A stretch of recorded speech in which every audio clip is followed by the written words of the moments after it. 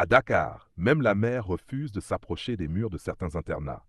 À 2h17 du matin, on dit que l'air devient lourd, comme si quelque chose respirait juste derrière toi. Et si tu entends des talons, un pas, taka, taka, regarde jamais, parce qu'elle cherche encore ses chaussures rouges, et cette fois, elle arrache les pieds, avec la peau, les veines, les os. Le pensionnat, lycée-internat Mamdiara, Corniche Ouest, vieille bâtisse coloniale rongée par le sel. Les murs suintent d'humidité. Les fenêtres grincent comme des gorges qu'on égorge. Les filles n'y dorment jamais vraiment. Et au centre de tout ça, Madame Rocayan Diour, celle que les filles appelaient Madame Takataka, à cause de ses talons rouges, toujours propres, même quand elle marchait dans le sang. Personne n'avait sa manière de punir. Elle faisait mettre les filles à genoux sur du gros sel et du sable brûlé. Puis elle versait de l'eau salée sur leurs pieds jusqu'à ce que la peau éclate en lambeaux. Un jour, Kiné a souri en classe. Madame Takataka l'a enfermée dans une pièce où il y avait des rats. Quand on a ouvert, les rats avaient mangé la moitié de ses orteils. Elle n'a plus jamais marché correctement. Une autre fois, 3 filles parlaient après minuit. Elle les a traînées au réfectoire. Le sol était couvert de piments pilés, d'huile chaude et de verre brisé. Elle les a obligées à ramper dessus, nu-pieds, jusqu'à ce que leurs plantes soient ouvertes comme des morceaux de viande. Et elle disait, « Si ça saigne, c'est que tu apprends. » Un soir de tempête, le bruit des vagues frappait les rochers comme des tambours funéraires. Madame Takataka trouva Aminata, une élève de 3e, pleurant dans les toilettes. Aminata venait de perdre son père, pêcheur. Son corps n'avait jamais été retrouvé. Madame Takataka se moqua d'elle. Il est mort parce qu'il était faible, comme toi. Elle l'empoigna par les cheveux, la traîna jusqu'au toit. La pluie fouettait leur visage comme des larmes. Monte sur le rebord. Aminata tremblait.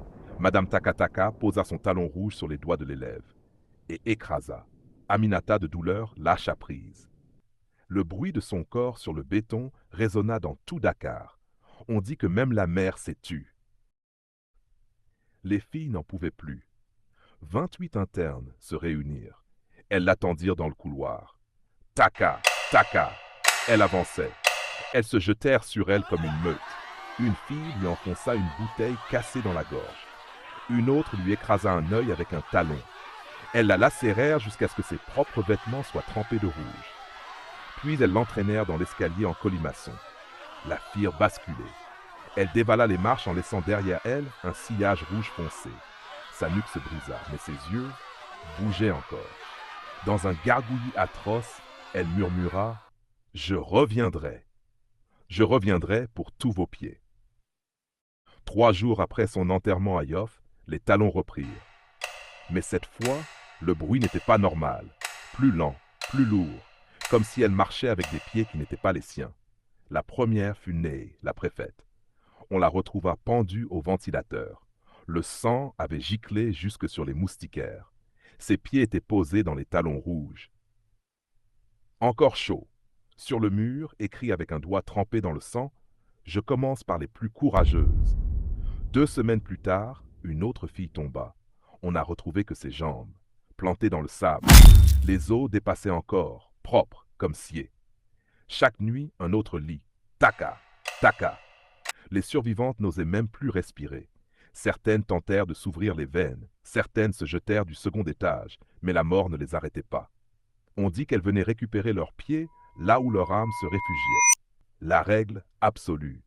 Dans les internats de Dakar, une seule consigne. Si tu entends les talons, 1. Ne respire plus, ne bouge plus, peut-être qu'elle ne te sentira pas.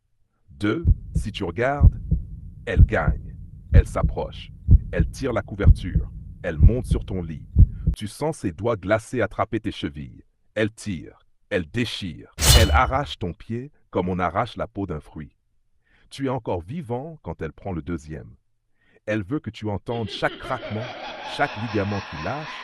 Elle veut que tu souffres jusqu'au bout. Une élève du lycée Seydou Nouroutal filma quelque chose. 2h17. Le bruit des talons. Taka, taka. La caméra se soulève. Une ombre immense se rapproche. Les cheveux flottent comme sous l'eau, mais la pièce est sèche. Le visage, sans peau. On ne voit que les muscles rouges et tendus, et deux orbites rouges qui vibrent comme des braises. À la 40e seconde, la fille dit « Je vous en supplie, pas mes pieds ». À la 42e, une main squelettique surgit. La caméra tombe.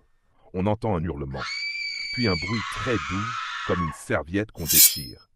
Le lendemain, on retrouva le téléphone, et deux pieds posés sur une chaise avec soin, comme un cadeau. Si un jour tu dors dans un internat dakarois et que tu entends « taka, taka », ne bouge pas, ne respire pas, ne prie même pas, parce que si elle t'entend, elle ajoutera tes pieds à sa collection.